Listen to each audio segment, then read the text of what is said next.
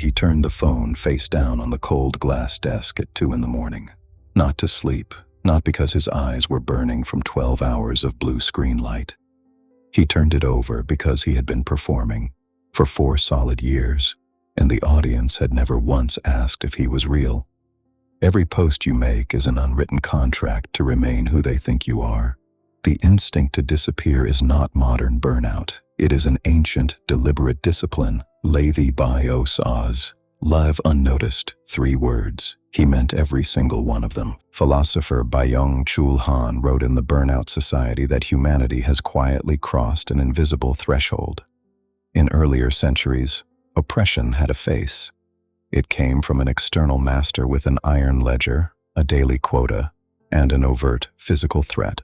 The laborer knew precisely where the boundary lay between his life and his servitude. But in the modern economy, the overseer dissolved. We internalized him. The modern professional no longer clocks in for someone else's ambition alone. He clocks in for the relentless public performance of his own. Every professional win must be documented. Every strategic setback must be reframed as an inspiring insight. Every Tuesday morning at 7 that smells of bitter coffee and unanswered notifications is systematically converted into content. This is what Han terms the achievement society. It is not a system that merely rewards accomplishment. It is an architecture that transforms the compulsion to achieve into an internal engine that never shuts down, running long after the office glass turns black and the family has gone to bed. You are no longer governed by an authoritarian boss. You are governed by the gaze. The gaze belongs to hundreds of followers who do not know your blood pressure, your private doubts, or the real name of your childhood street. They know only the persona.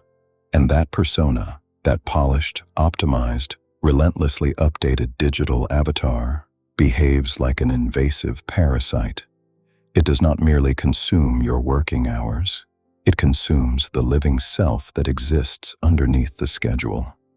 Jean Baudrillard diagnosed the anatomy of this exact psychological collapse in Simulacra and Simulation, published in 1981.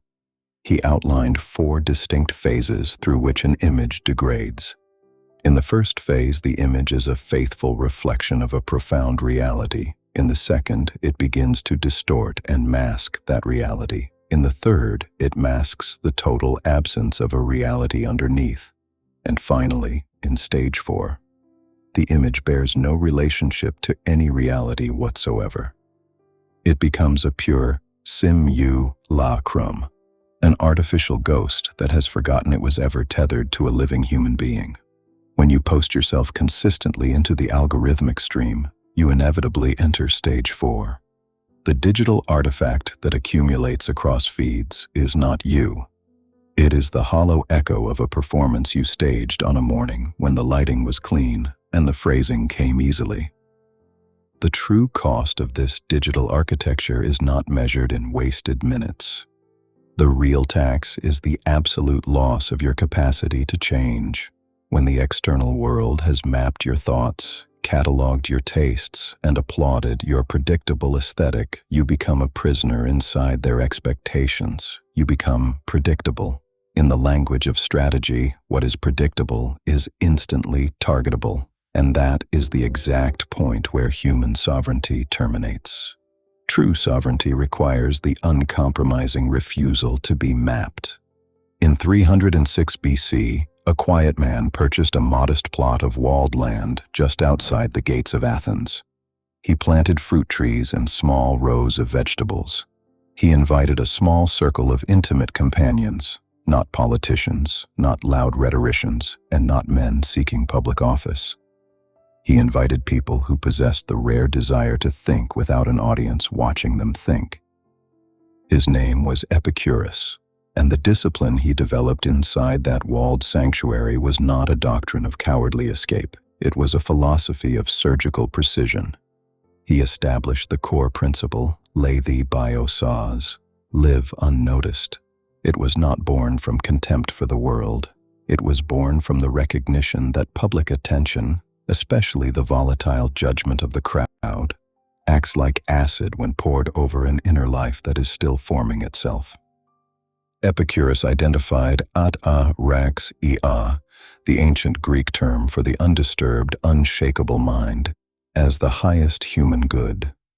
An undisturbed mind cannot be constructed while you are constantly checking the perimeter to see who is applauding.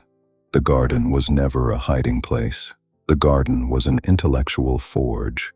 Contrast that quiet garden with the Roman Forum at midday. Dust rising into the dry heat from 10,000 sandals across polished limestone. Men shouting over one another in a marble plaza that smelled of sweat, rotting refuse, and the specific desperation of citizens who had staked their self-worth on the fickle cheers of a mob. The Forum was Rome's biological attention economy. Everyone was visible, everyone was performing, and the mob consumed, with absolute indifference, whatever came within its reach.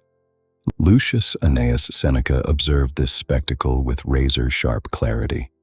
In the 7th letter of his Epistulae Moralis, addressed to his companion Lucilius while Rome roared outside his shuttered windows, Seneca wrote one of the most decisive commands in Stoic literature: recede into ips. Withdraw into yourself. Seneca understood that you do not simply observe a crowd.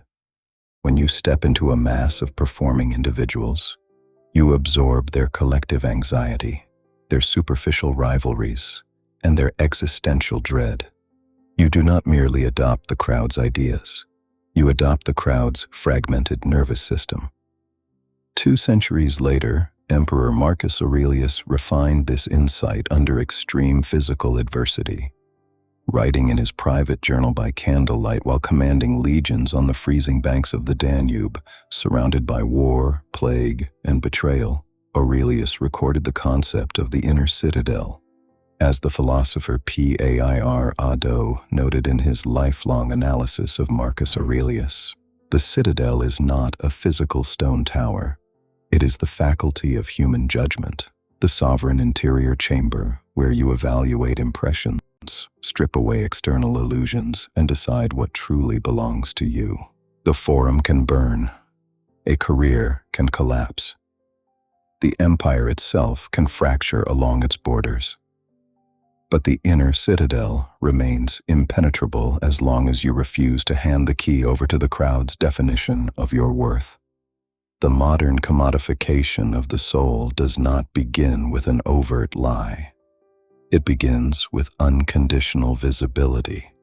When every triumph, every morning routine, every private struggle, and every philosophical realization is broadcast for public consumption, you cease to exist as a private subject. You begin to operate as an enterprise. The sovereign mind rejects this commodification out of basic strategic necessity. What can be priced by an audience can be discounted by an audience, and what can be completely seen can be effortlessly replaced. 5 centuries before Seneca wrote to Lucilius, General Sun Tzu recorded the absolute pinnacle of strategic superiority in the art of war. In the 6th chapter, he wrote, "Be extremely subtle, even to the point of formlessness. Be extremely mysterious, even to the point of complete soundlessness. The adversary cannot strike what it cannot locate. What cannot be measured cannot be attacked." Here, ancient Greek philosophy and Eastern military strategy converge at the exact same coordinate.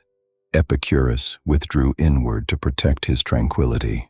Sun Tzu withdrew inward to become unassailable. Yet their diagnostic conclusion is identical. The individual who has achieved mastery over their interior territory no longer requires the exterior theater to validate their existence. Quiet withdrawal is not defeat. It is the most fortified state of autonomy available to a conscious mind. The person who is constantly broadcasting their life is perpetually exposed. Their habits are cataloged. Their emotional triggers are anticipated. Their vulnerabilities compound in public like high-interest debt. The individual who chooses strategic absence creates an immediate vacuum. And into that silence flows the one currency that no marketing team, no social algorithm, and no personal branding manual can ever manufacture: genuine gravity. Mystery is the only asset that evaporates the moment it is advertised. The severance from the performance is not an intellectual concept. It is a physical, tactile intervention. It does not begin with an elaborate mission statement. It begins when the phone is laid flat on the wooden nightstand and left there. It begins when the notification center is permanently disarmed. It begins on the first quiet morning when you wake up and realize there is no audience waiting for your report. That silence is not a vacuum of loneliness. It is the restoration of density. When you shut down the transmission tower, the cognitive energy that was leaking into the atmosphere does not disappear. It turns inward. It feeds deep craftsmanship. It fuels the deliberate, unglamorous accumulation of substantive skill. It creates the kind of quiet authority that does not require an announcement, because it speaks through the structural weight of what you build in silence. The ghost protocol is not a luxury for those seeking comfort. It demands the resilience to be misunderstood. It requires you to accept that others will mistake your silence for inactivity, while you are actually doing the hardest work of your life. You will watch your peers perform their incremental progress in public while you assemble your foundation in an empty room with the door locked.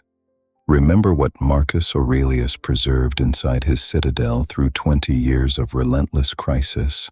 Not digital acclaim, not vanity, only absolute clarity. The clarity to recognize what was worth fortifying and what deserved to be left outside the walls to dissolve.